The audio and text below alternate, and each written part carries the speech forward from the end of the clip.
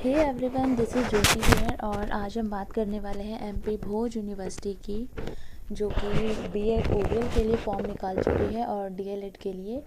ये university open से BEd ODL कराती है और डीएलएड भी ओडीएल मोड पे करवाती है। तो आज हम इसके सिलेबस के बारे में, एग्ज़ाम कितने मार्क्स का है, आज हम पूरी इन्फॉर्मेशन कलेक्ट करेंगे और इसकी क्या एलिजिबिलिटी है। तो प्लीज़ वीडियो को पूरा ध्यान से देखना, क्योंकि बीच बीच में कंफ्यूजन हो सकती है। और इसके अलावा इन्होंने पीडीएफ फॉर्मेट में इसे नहीं करवाया है और फ़ोटो ही है, पूरा ब्लर ब्लर दिख रहा है। कोशिश करूँगी आपको समझाने की। तो पहले हम लोग बीएड की बात करते हैं।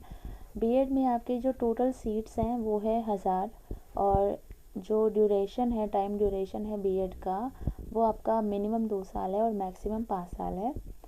पहले बीएड की मैं एलिजिबिलिटी बता देती हूँ, देन उसके बाद हम मूव ऑन करेंगे डीएलएड पे। तो बीएड के लिए आपके पास ग्रेजुएशन में या पोस्ट ग्रेजुएशन में 50% मार्क्स होने चाहिए, या फिर अगर आपने कोई टेक्निकल कोर्स किया है तो उसमें आपके 55% मार्क्स होने चाहिए। फर्स्ट क्राइटेरिया तो ये है। सेकंड है कि आपके पास कोई भी 2 साल का रेगुलर डिप्लोमा होना चाहिए, लाइक डीएलएड हो गया, बीटीसी हो गया, बीटीआई हो गया, ठीक है, डीपीई हो गया, इस तरीके के। या फिर एनसीटीई कुछ रेगुलर मोड पे शिक्षक के लिए, अध्यापक शिक्षा के कार्यक्रम कुछ करवाती है कंडक्ट, अगर आपके पास वो है तो वो भी चल जाएगा, ठीक है। तो इन दोनों में से चॉइस है कि आपके पास या तो डीएलएड वगैरह, बीटीसी वगैरह हो, या फिर एनसीईटी के द्वारा मान्यता प्राप्त आपने रेगुलर कोई अध्यापक शिक्षा कोर्स किया हो। तो एनसीटी से अगर आपने ओडीएल पे किया है, मतलब ओपन डिस्टेंस से किया है, तो वो नहीं माना जाएगा, रेगुलर ही माना जाएगा। होप आपको बीएड ओडीएल के लिए जो एलिजिबिलिटी क्राइटेरिया है वो समझ आ गया होगा।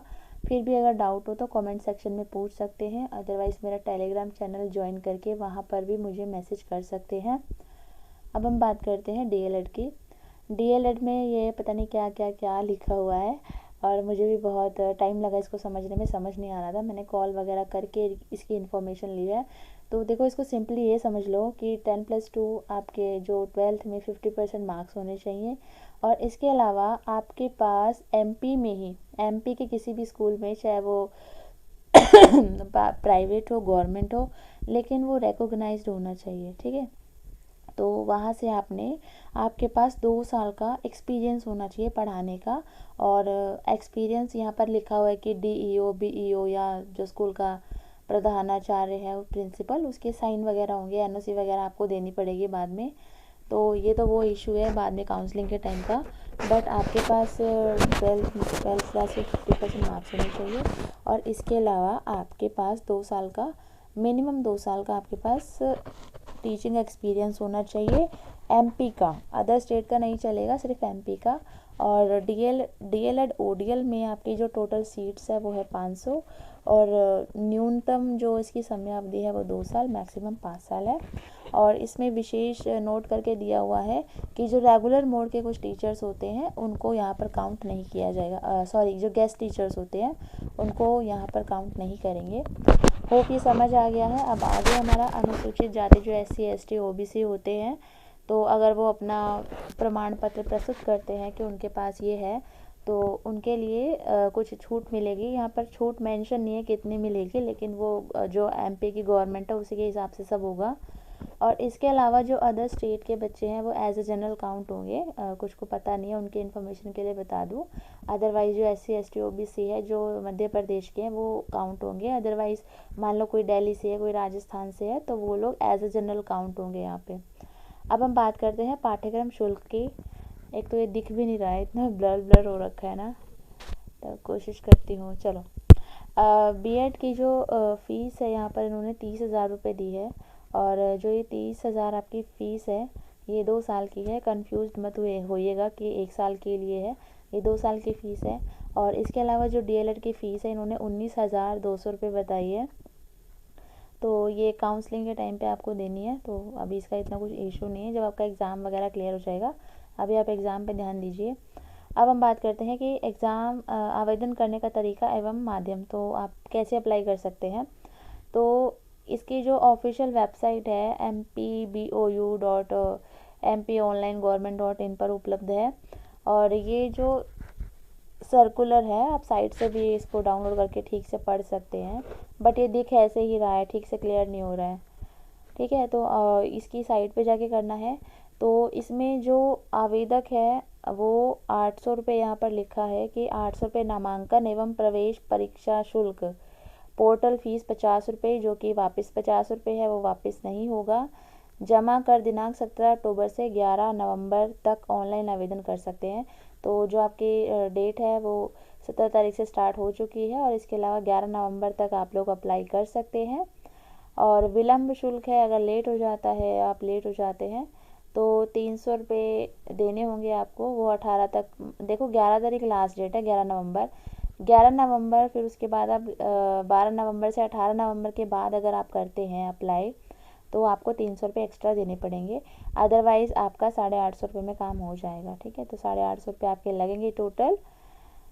और विलम्ब करना ही क्यों है, टाइमली आप लोग कर देना अपना फॉर्म वगैरह सबमिट, क्योंकि अभी टाइम है इसमें काफ़ी। इसके अलावा है आवेदक केवल MP ऑनलाइन के माध्यम से ही स्वीकार किया जाएगा जो आवेदन है आपका।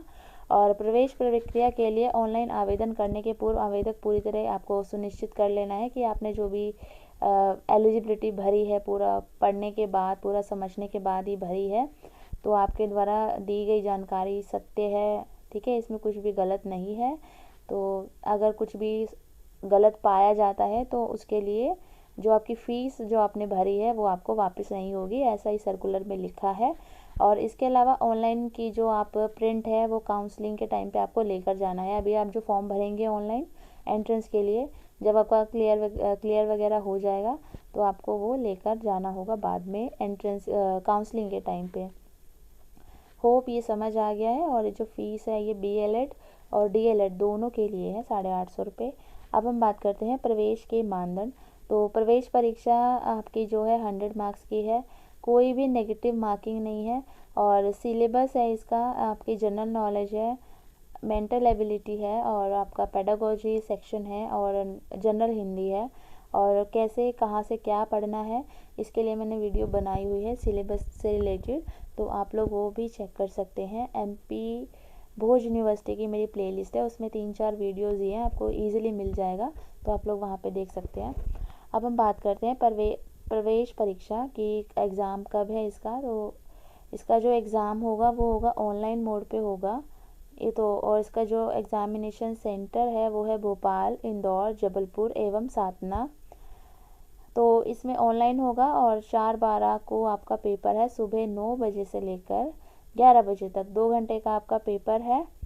ठीक है, और 1 महीने पहले MP ऑनलाइन पर मॉक टेस्ट के लिए एक लिंक आपको मिल जाएगा, वहाँ से आप लोग मॉक टेस्ट लगा सकते हैं, थोड़ा आपको आइडिया मिल जाएगा कि किस टाइप से पेपर आता है। ठीक है, अब हम बात करते हैं कंप्यूटर बेस्ड टेस्ट। ये इसका जो DLED का है, ये इसके जो सेंटर्स है वो है भोपाल, इंदौर, जबलपुर एवं सातना ही लिखा है ये, है ना। तो इसमें भी है, तो इसमें 9 से 11 है, तो टाइमिंग सेम है। और इसमें भी 1 महीने पहले लिंक आपको प्रोवाइड करवा दिया जाएगा साइट पे, आप लोग चेक कर लेना। और वैसे मैं अपडेट कर दूँगी, तो इसके लिए प्लीज़ चैनल सब्सक्राइब कर लेना ताकि आपको इसकी इन्फॉर्मेशन मिल जाए। अब हम प्रवेश सूची की बात करते हैं। तो प्रवेश सूची में लिखा है कि प्रवेश हेतु पात्र सभी अभ्यर्थियों को SNF SMP online MP online के माध्यम से सूचित किया जाएगा। तो वही है कि जो मेरिट लिस्ट आएगी तो वो तो साइट पे पता चल ही जाएगा, वो तो हम देख लेंगे। अब है अभिलेख सत्यापन और उसके बाद आपकी काउंसलिंग वगैरह होगी। तो काउंसलिंग का क्या प्रोसेस रहेगा ये मैं आई थिंक बाद में डिस्कस करना सही रहेगा। और इसके अलावा संपर्क कार्यक्रम है, तो जो आपको संपर्क कार्यक्रम जो होगा आप वहाँ पर जाएंगे। ठीक है, तो वो मई जून में किया